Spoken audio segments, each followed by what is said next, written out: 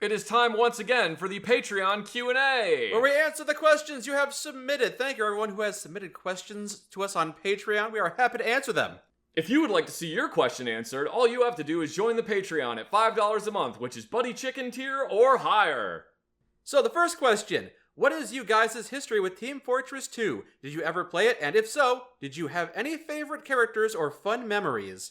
I have played about a grand total of 2 hours of Team Fortress 2, which is basically nothing as far as that game is concerned. Pretty much, yeah. Yeah, I haven't really played it very much, so no, I don't have any favorite characters or fun memories.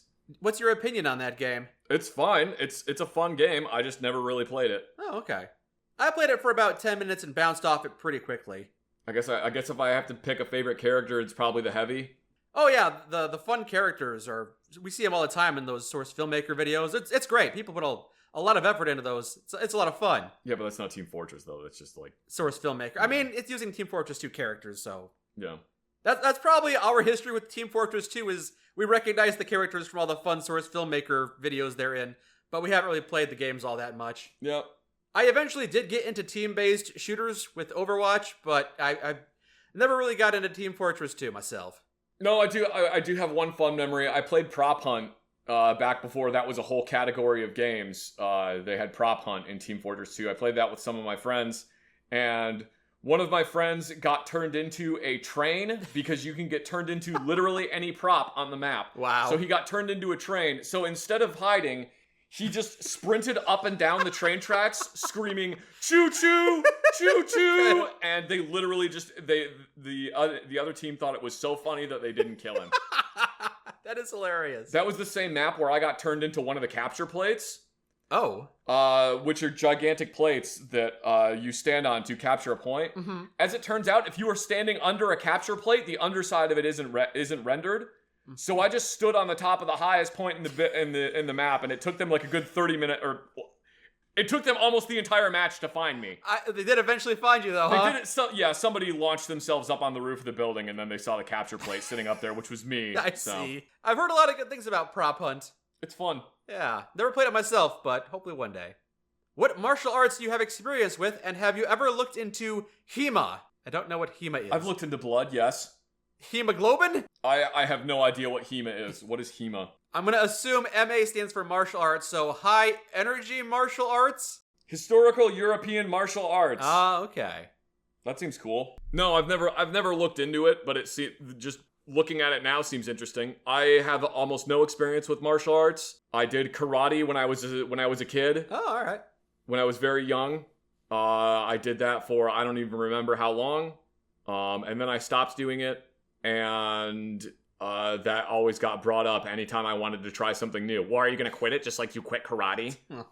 So sorry they had that rubbed in your face. That's not nice of them. Fun childhood memories. Yeah. I also did karate for a couple of weeks, and then I stopped because it was expensive. It was $120 a month, which is kind of expensive for somebody who's getting paid $8 an hour. And then, I did combatives while I was in the army, which I was not very good at. Oh yeah, the mixed martial arts, the different varieties of martial arts. Yeah, they call it mixed martial arts, but they called it combatives, but what it actually was get the other person in a chokehold. Pretty much, yeah. Chokeholds were a very high focus on that military thing. I know you can't, I understand that you can't just be like, oh yeah, we're gonna teach you how to do knife fighting. Mm-hmm. That can't be the first thing. You have to start somewhere, right? Uh-huh. So they're starting you on the basic thing. I get that. Yeah. But the problem was because I have a tendency to take things very literally, mm-hmm.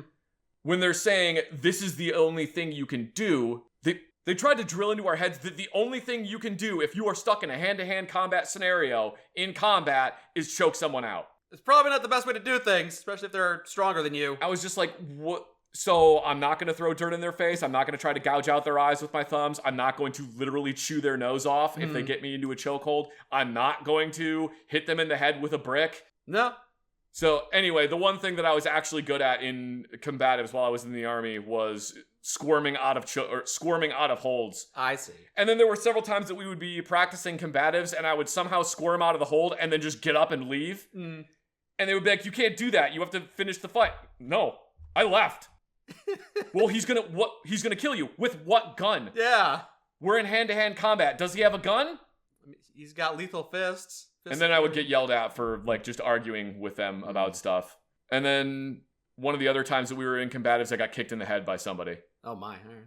All right. It's because they were having us do combatives in a big pit. Yeah. And there was 2 other people that were doing combatives that were too close to us. And our lieutenant accidentally kicked me in the side of the head.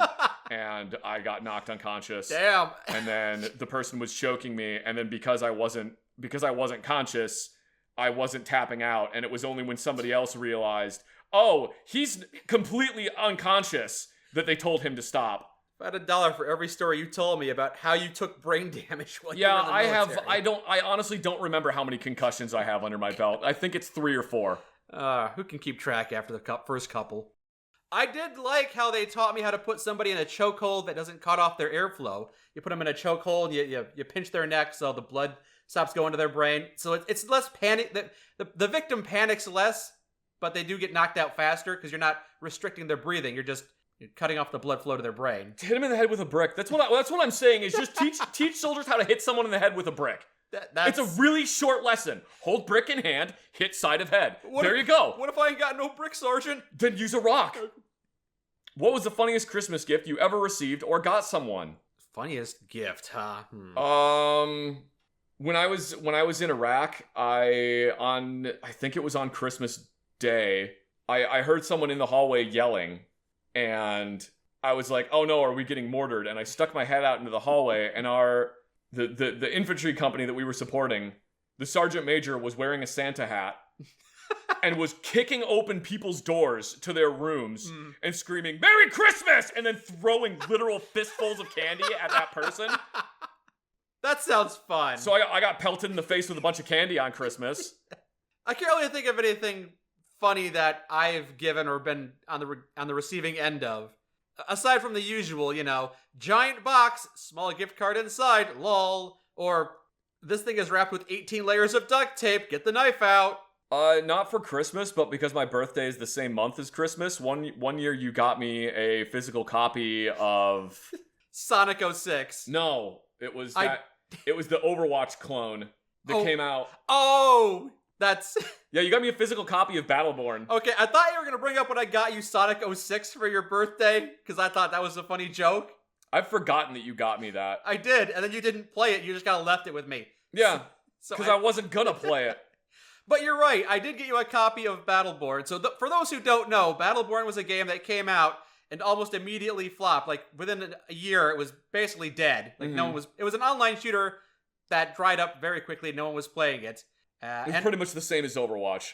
It played very much the same as Overwatch, but not nearly as successful. It died almost immediately. So I was working with the local Marine Corps League, doing some Toys for Tots gift gathering, and someone donated a bunch of games, and I noticed among the pile of games was Battleborn, which I didn't want anybody to be given this gift because...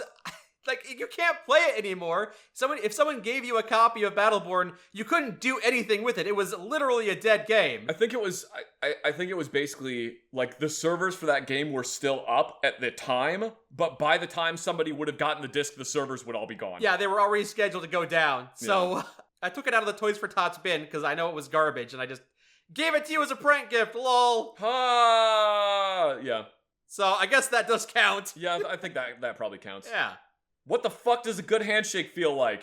Genuine question. I just kind of slap my hand in there and give it a wiggle. That is actually a really good question. And I had never really considered that. It's got to be firm, but like you're not trying to crush the other person's hand. Yeah, if you do that, people know. It's got to be warm, but not like. Don't spit in it. No. When I say warm, I mean like friendly, like friendly, but not too passive. It's when I shake your hand, it's got to feel like I respect you as an individual. Mike, shake my hand. Yeah, there you go. Actually, you have a good handshake. It lets you know that you're in good company. Yeah, I respect you, and I'll take care of you. If you want to be an absolute psychopath, you could be like that Japanese. You be like that Japanese comedian that shakes hands with people and then just does not stop shaking hands just to see how long it'll go on for. Yeah. But yeah, you definitely don't want it to be too limp. Yeah. Don't have like a politician's handshake. They have the weakest, most pathetic handshakes I've ever felt. Have you shaken a lot of politicians' hands? Oh, at least a couple. Yeah. Well, some politicians overcompensate and go whole hog with it, so. Yeah. Anyway, any fictional vehicles you guys particularly like? Basically, every spacecraft is a fictional vehicle, like your own personal spaceship, so yeah. I like all the spacecrafts. I like a lot of the stuff from Miyazaki. Miyazaki films always have like really cool looking vehicles in them. There's also the Batmobile. I don't think there's anybody who dislikes the Batmobile. It's just a cool design. It depends on which Batmobile it is. There are a couple different variations. There's a lot of different variations. Well, I want the one that's shaped like my Hot Wheels car. The motorcycle from Akira. That's really cool. The tank from Metal Slug is one of my personal favorites, and then also because the tank from Metal Slug is literally derived from it, the tank from Dominion Tank Police, the Bonaparte tank. All right. I really like both of those. I think they're designed really cool. Dominion Tank Police is sick. Metal Gear Ray. I guess that counts as a vehicle. Technically. Do you have any resources on how to teach people practical firearms skills such as books and articles to read? From a purely instructional standpoint, the U.S. Army Guide on Marksmanship is a really good place to start, but that generally pertains only to rifles. Even so, that still gives you the basics of firearms marksmanship. So, sight picture, sight alignment, trigger press, breathing, all that fun stuff, how to handle malfunctions. That's a really good, like, purely instructional standpoint to start from. If you poke through Paul Harrell's videos, I feel like he was really good at giving instruction for people who maybe can't buy the coolest tactical stuff. I mean, he has several videos on how to use a double-barrel shotgun for home defense. So I think for videos, that's a really good place to go to. Paul Harrell is good at teaching, so maybe... He has passed away, unfortunately, but he had a lot of really good videos on weapons for, like, home defense or for carrying, and that they would appeal to people who maybe can't afford the super cool guy tactical crap. So I think that's another really good option to go with. All right. The older I have gotten, the more stupid people I have seen. Do you guys think common sense is more of a talent, like some people are just born with it, or common sense is a skill, which people can work on it? I think that there are several different types of being intelligent. There is, like, the common sense, but you can have common sense and still be incredibly stupid. And then there's also, like, you can be really smart, but have absolutely zero street smarts. I've seen people who are incredibly intelligent start trying to interact with a crazy person who's completely naked on the side of the road. And who's screaming about the aliens from Zarbon are here to kill you. Yeah. It's like, don't fucking talk to that dude. What the hell are you doing? I would argue that that's a street smarts or maybe even an evolutionary thing of, oh, look, the bright yellow frog that's making weird noises. I'm going to pick this thing up and put it in my mouth. Maybe don't do that. Any funny relationship stories you'd be willing to share? I feel like we've been pretty open about most of our relationships. I already told the story about walking into my girlfriend's place of business. She was working at a clothing store, and I said, hey, is my girlfriend here? And they said, yeah, she's in the back. So I just walked into the back and went, hey, I brought you a cookie. And she got mad at me because I wasn't supposed to be back there. I mean, yeah, you're not supposed to be back there. I didn't know that. Again, common sense. Going back to the last question. No, I don't have anything. Okay. Where do you see yourself in 10 years? Celebrating the 10-year anniversary of you asking me that question. Another Mitch Hedberg joke. A classic. I'll be 48 in 10 years. I didn't really think about my age in 10 years, yeah. Hey, do you think we'll still be doing this channel in 10 years? Because I think I'd still be doing this channel in 10 years. I have no idea. The future holds many possibilities. I probably will be... Alright, this is my prediction. In 10 years, I'm going to be a custodian. And yeah, that's it. That's all I got. Okay. Well, in 10 years, I'll still be here doing this. That's all I got. Some might say it's not very ambitious, but I like consistency in my life. And I like what I'm doing. If you had to settle in a different city or area in the U.S. for 1 year, where would you choose and how come? For 1 year. If money is no object, then Montana. Montana? You had a good time in Montana? Yeah, I want to live in Montana. I like mountains. I want to live in the mountains. There are definitely a lot of places I would like to visit, especially on a vacation, but where would I want to live for a year? I want to live in the mountains and then set up a bunch of booby traps on my property so that nobody can come near it. If it's just for a year, I haven't spent a lot of time living in the cities. It's always been suburbia for me, so maybe I'd live in the city for a year. Find a nice place somewhere in the city and live more of an urban lifestyle. I don't have a specific city in mind, but probably not Chicago or any of the really, really big cities. Like, you and I have been to New York. It gets crazy there. I'm not looking for that. But. I mean, so the nice thing about living in New York City is there are entire boroughs in New York City. There are so many areas in New York City where you can literally never leave that borough. You can stay in that borough and never leave a basically 3-block radius for your entire life because everything you need is right there. Okay, that does sound kind of cool. Which is pretty great. I like that a lot. You do have to pay $5,000 a month to live in a broom closet, which fucking sucks, but I like the idea of... walkable cities. Yeah, that would be amazing. Look, we don't have those in the United States, so find me a walkable city in the United States and maybe I'll live there for a year. If you two were living a Fallout-style post-apocalyptic world and all the major factions were there, what would I do to get by in life? I would be dead. Like, realistically, I would have died several times already. Yeah. I would have died from either getting dysentery or the multiple concussions or getting an infection or like my tooth got infected and they tried to pull it out of my head and I died of complications from the surgery. Yeah, a post-apocalyptic world would be a lot more lethal than most people expect, I think. Most people already expect it to be bad, but it's probably way worse. If it's just like, oh, it's a post-apocalypse right now, right this second it is a post-apocalypse, and I somehow haven't died in the apocalypse, then I guess working on firearms, but... Listen, if this is a post-apocalyptic world, we're probably all going back to what we were doing before the advent of technology, which is 98% of all people were farmers. So we'd probably all be farming. That's probably what we'd be doing. Mike would probably be a farmer. I would be trying to work on stuff. I would be trying to fix things. You could fix up my farming equipment. To answer your question realistically, or to answer your question, I probably would be just trying to fix things. I would be doing some type of maintenance. Yeah. And I'd probably just be farming. You've said that you unfortunately will not be attending New Vegas Day in Good Springs, and if you did, what would your plan of action be? Would you cosplay or hide from the crowd? Cosplaying would be neat, but I also don't really want to spend a bunch of money to dress up like a... I don't want to spend a bunch of money on a Desert Ranger outfit that I won't be able to use for anything other than cosplay. Also, that kind of clothing is kind of heavy, and also I imagine dressing up like that would be you'd be overheating. I mean, that's why New Vegas Day is in, like, October, because then it's not as hot. Not as hot, but still, yeah.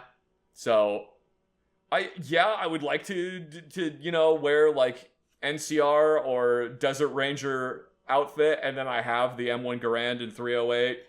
Just bring your firearm to complete it. I've seen so many people that bring guns there. Granted, maybe they're all, like, deactivated, they're all converted to blank firing, but... yeah, that would be pretty neat. Yeah, I wouldn't mind cosplaying. Not necessarily as myself. I could cosplay as some of the other characters. But, like, realistically, I would probably just go and people watch, I guess. Yeah, probably.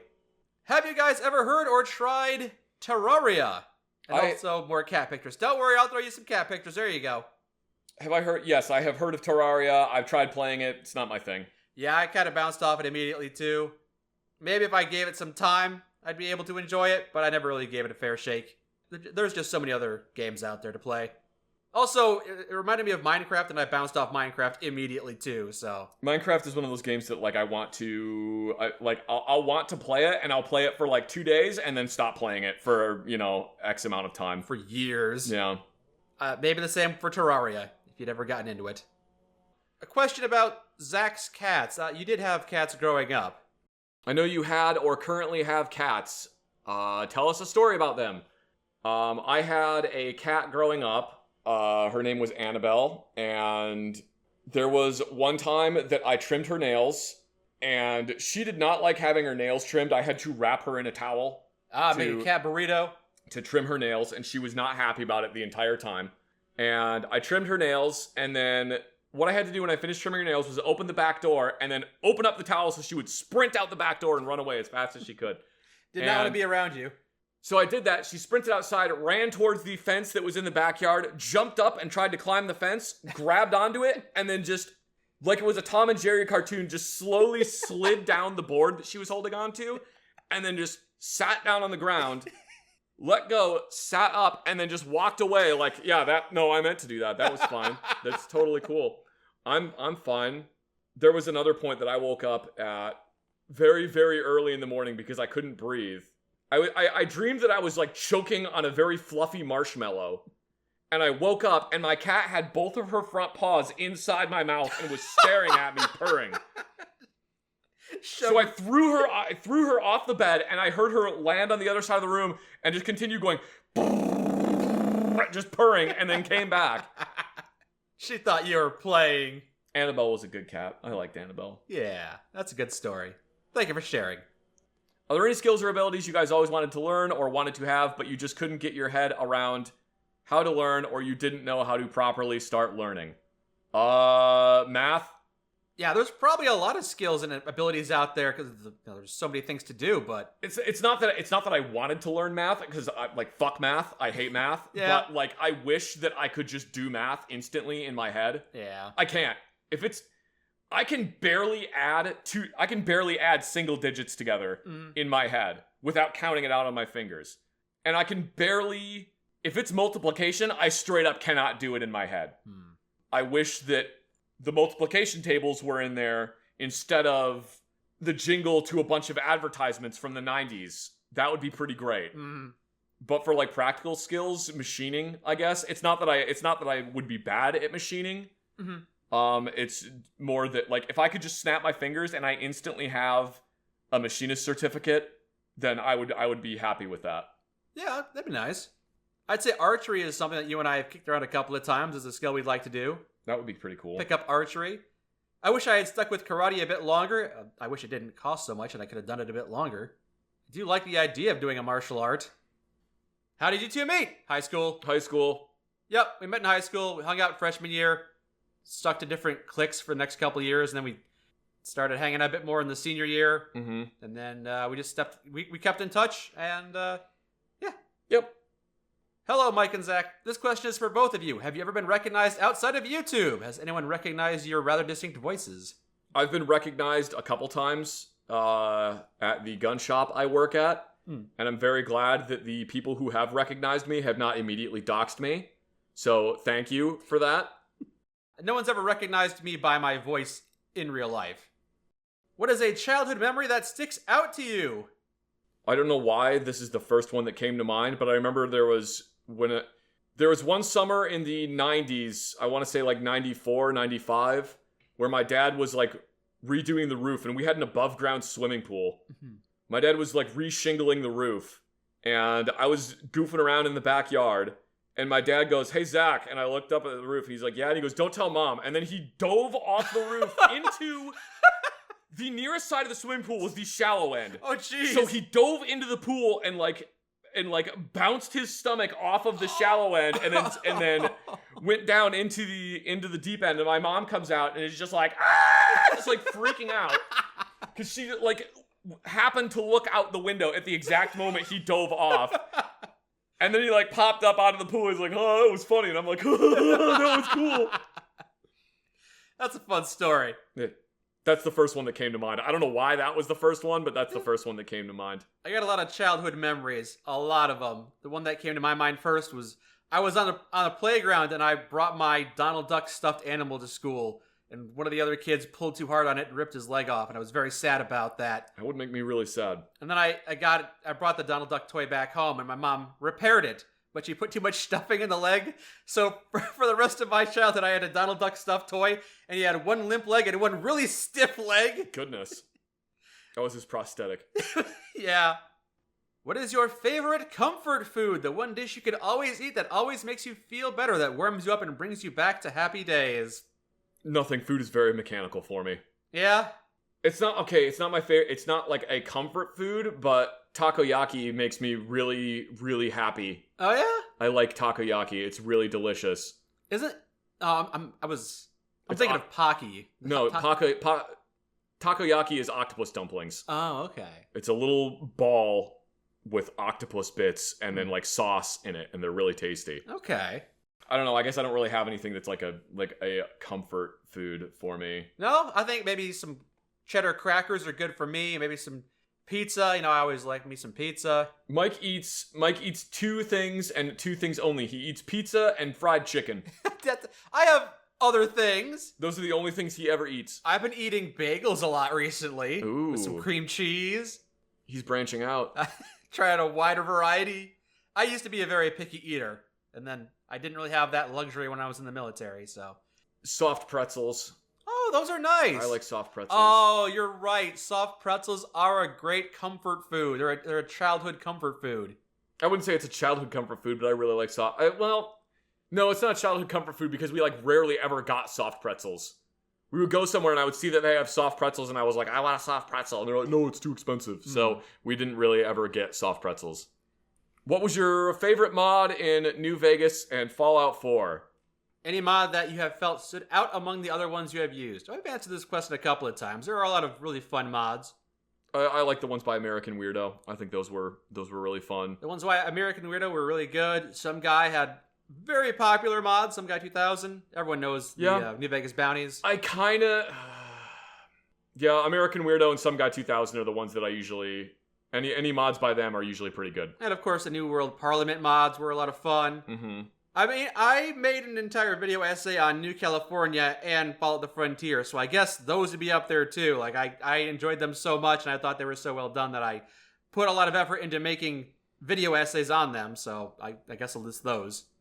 Yeah, they definitely stand out from their peers. Have you guys ever considered making one mega video where you put all of the Fallout New Vegas videos into one video? There are 500 New Vegas videos. I feel like, because there's like 10-hour videos on YouTube. Yeah. I feel like that would be even longer than that. Oh yeah, no. There's at least 500. I think it's closer to 600 New Vegas videos at this point. And if each one is like 10 hours long, that's like 6,000 hours. But most of them are longer than 10 minutes. So it's at least 6,000, probably 10,000 hours long. Yeah, I don't know. I don't know if that would be something. God, I'm just imagining the upload time on that. Oh my God. But I probably could do a big compilation, like episodes 1 through 100 of the New Vegas series. Oh, you know what's the worst is when you're uploading a video and it makes it like 75% of the way and then your computer goes into sleep mode and it stops uploading the video and then it won't re-upload, so you gotta start over again? Mm-hmm. But once it's finally up there, I'm sure people would enjoy it. I'm not sure if there's a whole lot of demand for it, because if people want to watch the New Vegas series, they could just watch the playlist, but... Yeah, we could do that one. If you did that, you would have to put like one ad every second for the first like 10 minutes of the video. Just like one ad per second in the first 10 minutes, because that's how long most people are going to watch it. Yeah. My ADHD around the your ADHD around the campfire video a year ago made me realize that I have ADHD and I'm now receiving professional help with it. Besides medication, what helped you most with dealing with it? Any strategies I would recommend? It's mostly just I've had it for this. I don't even know if I can recommend anything, because like what works for me might not work for other people. I got nothing. I got nothing for you, man. I basically just take it one day at a time, just like the drunks do. That's not bad advice. I write stuff down. That's really the only thing I can recommend is I try to write stuff down, and even then I forget to write stuff down, or I forget to look at the stuff I've written down. Yeah. I would say like taking screenshots of things on my phone, but then like half the time I don't even look at the screenshots I've taken. So the best advice I guess I can give is writing stuff down, even if it's just making like really crappy lists where the thing repeats itself like 8 times. I have a list sitting on my desk, and I'm sure it says on there 3 times in a row, adjust ad spacing on video. Like I'm sure it says that at least 3 times on that list. Because you keep on remembering you need to do it, but you never actually do it. Well, no, it's like on the list, and then I have to I cross it off because I did it, and then I write it down to do it on the next video. So yeah, just writing stuff down is basically the best one I can get. Like actually make a grocery list when you go to the store. That's actually been helpful. I don't have... That's actually, yeah, that one has been helpful. Is actually make a list when you go to the store to get groceries. I know you think you can remember everything you need. You cannot remember everything you need. Make a list when you go to the store. Even when you're taking medication, you will not... I'm saying this to me. I will not remember what I need to get at the store. Yeah, I don't have ADHD myself, but I have found it very useful to have a to-do list on my phone to constantly remind myself of what I need to do. You wouldn't even think that you need it. You think, oh, I can remember everything I need to do today, but you forget. If you could pick any old gun to update for use in today's world, what would you pick? Mauser broom handle. But that's just because I want a Mauser broom handle. You like the aesthetic of the Mauser broom handle? I want a futuristic science fiction Mauser broom handle. I would like to see an update to shotguns, because basically shotguns have remained effectively the same for 100 years. There's mag-fed shotguns, but generally mag-fed shotguns aren't great. So I guess just like an update to shotguns to find a way to make them work better. Maybe that would require a complete redesign of the cartridge, though. Probably, and that's probably the biggest problem, is that it would require a redesign of the cartridge. Anyway. Any other old-timey firearms? I feel like most firearms have already been updated. They keep up with the times, incremental improvements year after year. You guys have known each other for years. What is the nicest thing the other has done for you? Mike, what's the nicest thing I've done for you? I can't remember. Nicest thing you've done for me. Aside from the obvious of being a great and reliable friend.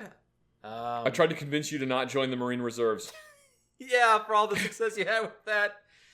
You invited me to go with you to New York. That was nice. Yeah. And then we went to Canada together. We've been on a couple fun trips together. Places I wouldn't have otherwise gone if I didn't have you.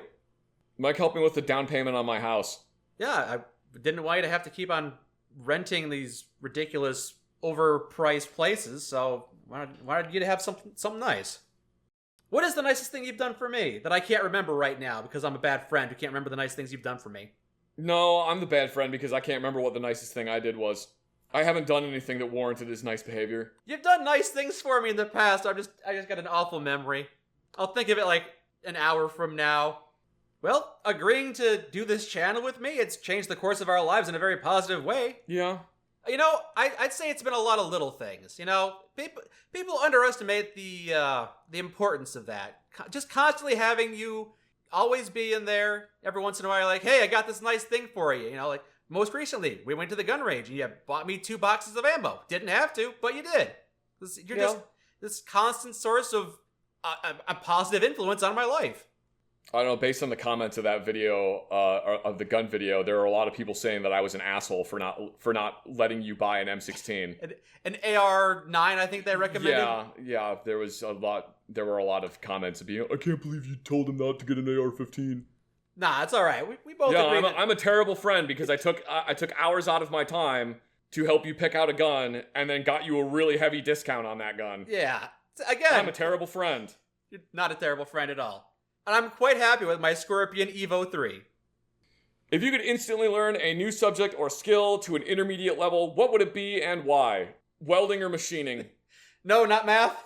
So the problem is I can do math, I just don't want to. My brain is just like, nah, I ain't doing that. And it's like, I need you, brain, you don't understand. We need to do math right now. We have to do it. I ain't doing it. I ain't doing it. No. We need to do math right now, brain. Fuck you. How about that one? Yeah, welding or machining, I think. How would your life improve if you had the skills of welding and machining? Because, you can always get machinist jobs. So just, if everything falls through, there's, people always need machinists. Okay, there you go. Having a fallback option. Yeah. People always need welders. If I could instantly learn a new subject or skill, I'd probably want to be incredibly proficient with something like Blender or some other video editing software. Because I can get a lot done with what I have, but it would be nice to be able to immediately know how to use, for instance, Adobe After Effects, and not have to look up a tutorial every time I wanted to do anything interesting with it. Just expand my ability to edit videos in interesting and fun ways. And then the last question. Not really a question. Wanted to say thank you to you and Mike for the content and discussions you guys upload. It's helped a lot with getting through these tough 8 years since graduation. I hope you both feel appreciated this season. Well, thank you very much. Thank you very much. I appreciate that. It's always really nice to hear from people. It's always really nice when people tell us that the stuff we have made has brought them so much entertainment and happiness. Yeah, and help them through the hard times. We're happy we could do that for you. We like what we do. It's a lot of fun. And we're happy to hear that you enjoy the videos. And it helps you out. Anyway, that is it for this month's Patreon Q&A. As I said before, if you would like to ask us questions, you can join You can join our Patreon at Buddy Chicken tier, which is $5 a month or higher, and ask us the questions, ask us the burning questions that you have about, whatever.